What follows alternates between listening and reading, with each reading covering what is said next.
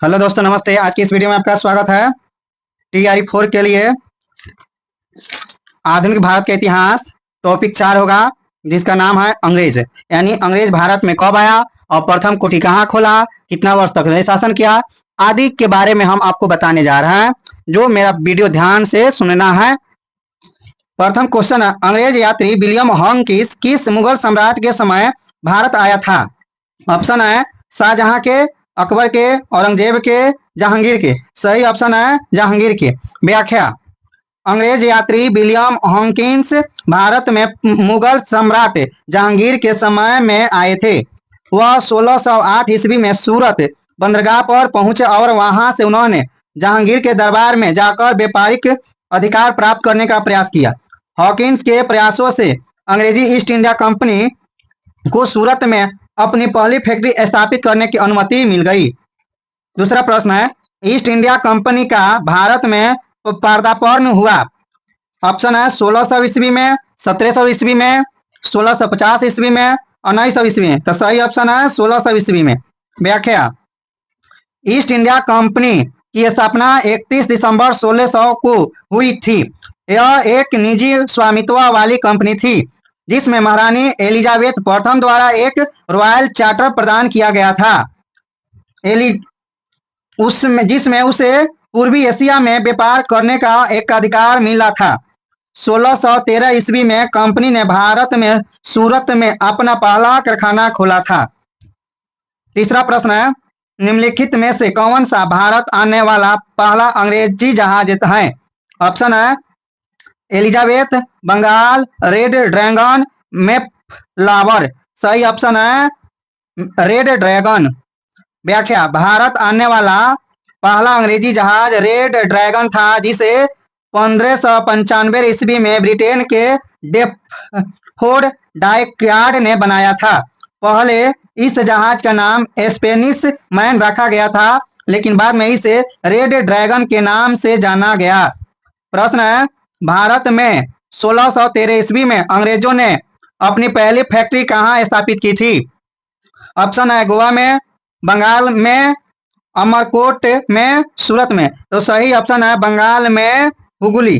बंगाल में हुगली। व्याख्या। भारत में 1613 ईस्वी में अंग्रेज ने अपनी पहली फैक्ट्री सूरत में स्थापित किया। इस फैक्ट्री की स्थापना के लिए उन्होंने मुगल बादशाह जहांगीर से अनुमति प्राप्त की थी। सूरत में स्थापित यह फैक्ट्री अंग्रेजी ईस्ट इंडिया कंपनी का पहला व्यापारिक केंद्र था। Thank you. फिर पांचवा प्रश्न है,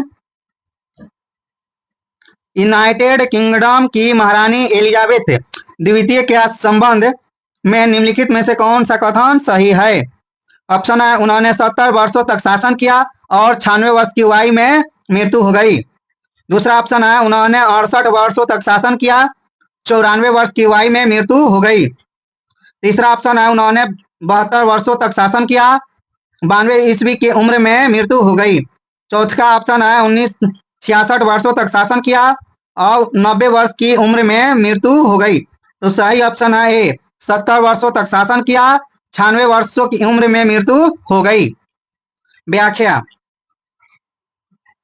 यूनाइटेड किंगडम की महारानी एलिजाबेथ द्वितीय ने 70 वर्षों तक शासन किया, 96 वर्ष की उम्र में इनकी मृत्यु हो गई। इसका जन्म 21 अप्रैल 1926 ईस्वी को लंदन में हुआ तथा मृत्यु 8 सितंबर 2022 को स्कॉटलैंड में हो गई।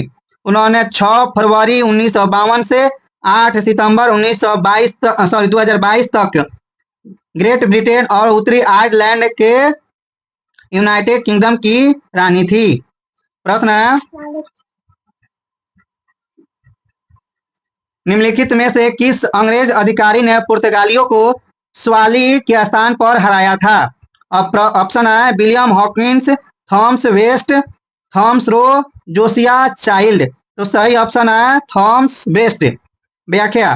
पुर्तगालियों को स्वाली के स्थान पर हराने वाला अंग्रेज अधिकारी कप्तान थॉमस वेस्ट था। यह युद्ध 29-30 नवंबर 1612 को हुआ और इसे स्वाली की लड़ाई के नाम से जाना जाता है। इस लड़ाई में ब्रिटिश ईस्ट इंडिया कंपनी ने पुर्तगालियों को पराजित किया, जिसमें भारत में अंग्रेजों के व्यापारिक उपस्थिति को मजबूती मिली। प्रश्न है, किस मुगल शासक के समय में सर थॉमस रो भारत आया था? ऑप्शन है बाबर, अकबर, जहांगीर, शाहजहां। तो सही ऑप्शन है जहांगीर।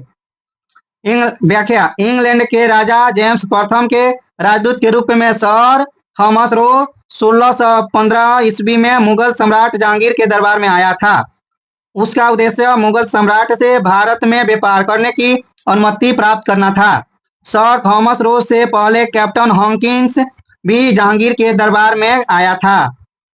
प्रश्न है, निम्नलिखित अंग्रेज में किसे जहांगीर ने खान की उपाधि से सम्मानित किया गया था? Hawkins, sir Thomas Roe, Edward Terry, उपयुक्त इनमें से कोई नहीं। तो सही ऑप्शन है हॉकिंस। हॉकिंस। व्याख्या, ईस्ट इंडिया कंपनी के जहाज हेक्टर के कप्तान के रूप में विलियम हॉकिंस 1608 ईस्वी में भारत आया था। वह सूरत में कंपनी के लिए एक कारखाना खोलने की अनुमति लेने के लिए जहांगीर के दरबार में गया था। विलियम हॉकिंस की तुर्की भाषा पर अच्छी पकड़ थी, जो कि मुगल सम्राट बाबर की मातृभाषा थी। जहांगीर ने हॉकिंस को अंग्रेजी खान कहकर संबोधित किया था। टॉपिक 5 जिसका नाम है डच। टॉपिक 5 जिसका नाम है डच। प्रश्न है, डेल्फ नामक डच नौका ने 1605 ईस्वी में कहाँ लंगर डाला था? ऑप्शन है मसूलीपट्टनम, निजामपट्टनम, तैगनपट्टनम, कावेरीपट्टनम। सही है मसूलीपट्टनम।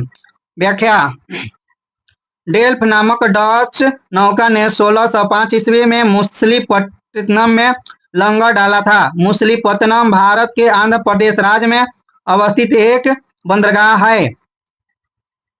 1616 ईस्वी में उन्होंने सूरत में और 1627 ईस्वी में बंगाल में भी अपनी व्यापारिक कोठी स्थापित किया। प्रश्न है, निम्नलिखित में से किस भारतीय जाति को इंडोनेशिया में प्रभुत्व जमाने में सफलता मिली? ऑप्शन अंग्रेज, फ्रांसीसी, पुर्तगाली, डच। तो सही ऑप्शन है डच। इंडोनेशिया में प्रभुत्व जमाने में डच यूरोपियन जाति को सफलता मिली थी। डच ईस्ट इंडिया कंपनी ने 17वीं शताब्दी में इंडोनेशिया में अपना प्रभुत्व स्थापित किया और 1952 ईस्वी तक वहां अपना अधिकार बनाए रखा। डचों ने मसाला द्वीप पर अपना नियंत्रण स्थापित किया और इंडोनेशिया को अपना उपनिवेश बनाया। टॉपिक 6 जिसका नाम है फ्रांसीसी।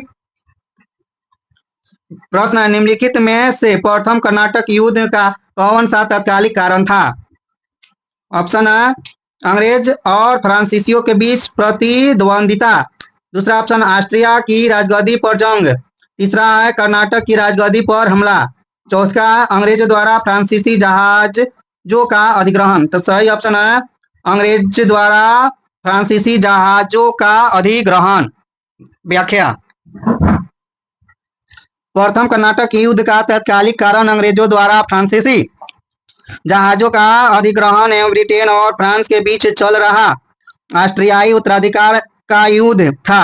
इस युद्ध ने भारत में ब्रिटिश ईस्ट इंडिया कंपनी और फ्रेंच ईस्ट इंडिया कंपनी के बीच संघर्ष को जन्म दिया, जो कर्नाटक क्षेत्र में अपना प्रभुत्व को स्थापित करने के लिए लड़ा गया।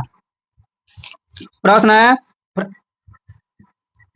फ्रांसीसी ईस्ट इंडिया कंपनी की स्थापना हुई थी। ऑप्शन है 1600 में, 1620 ईस्वी में, 1664 में, 1604 में। तो सही ऑप्शन है 1664 ईस्वी। व्याख्या, फ्रांसीसी ईस्ट इंडिया कंपनी या फ्रेंच ईस्ट इंडिया कंपनी की स्थापना 1 सितंबर 1664 ईस्वी को हुई थी। इस कंपनी का गठन फ्रांस के शासक लुई 16वें के अधीन एक मंत्री कोवल्ट के द्वारा किया गया। कंपनी ने भारत में अपना पहला कारखाना 1667 ईस्वी में फ्रांसिस कैरन के नेतृत्व में सूरत में स्थापित किया। टॉपिक 7 है जिसका नाम है भारत में ब्रिटिश साम्राज्य। प्रश्न है, बक्सर का युद्ध किस किस के बीच हुआ था? ऑप्शन है मीर कासिम और अंग्रेज। दूसरा ऑप्शन है अंग्रेज और सिराजुद्दौला। तीसरा ऑप्शन है अंग्रेज और कुंवर सिंह, इनमें से कोई नहीं। तो सही ऑप्शन है मीर कासिम और अंग्रेज। आठवां, निम्नलिखित में से किस युद्ध में बंगाल में अंग्रेजों को सर्वोच्चता प्रदान की? ऑप्शन है प्लासी की युद्ध, वाडिवास की युद्ध, बक्सर की युद्ध, पानीपत का तृतीय युद्ध। सही ऑप्शन है बक्सर का युद्ध। व्याख्या। एक और प्रश्न है, बक्सर का युद्ध किस वर्ष हुआ था? ऑप्शन है 1764, 1864, 1834, 1744। तो सही ऑप्शन है 1764।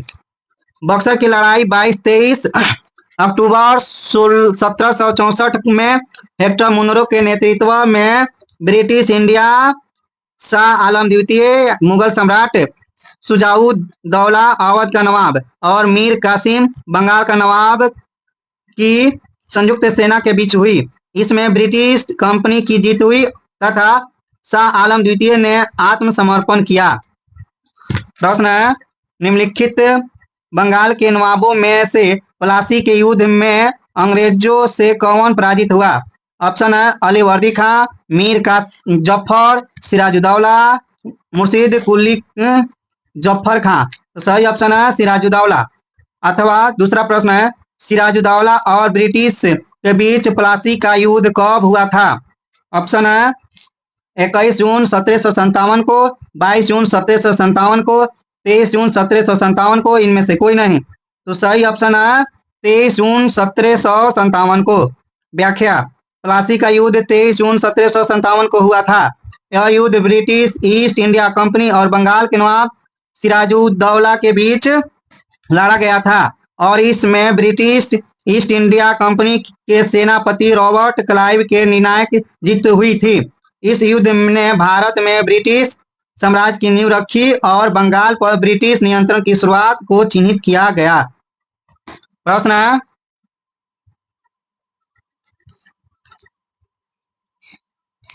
बंगाल का अंतिम स्वतंत्र शासक कौन था? ऑप्शन है धर्मपाल, रामपाल, बालासेन, इनमें से कोई नहीं। तो सही ऑप्शन है रामपाल। बंगाल का अंतिम शासक सिराजुद्दौला था। 23 जून 1757 को प्लासी के युद्ध में ईस्ट इंडिया कंपनी ने उनकी हार हुई थी। सिराजुद्दौला की हत्या के साथ ही बंगाल में ब्रिटिश ईस्ट इंडिया कंपनी का शासन स्थापित हुआ। प्रश्न है, ब्रिटेन के राजा ने 1765 ईस्वी में एक फरमान द्वारा बंगाल, बिहार व उड़ीसा के दीवानी ईस्ट इंडिया कंपनी को कितने रुपए में दे दी थी? ऑप्शन है 10 लाख रुपया, 50 लाख रुपए,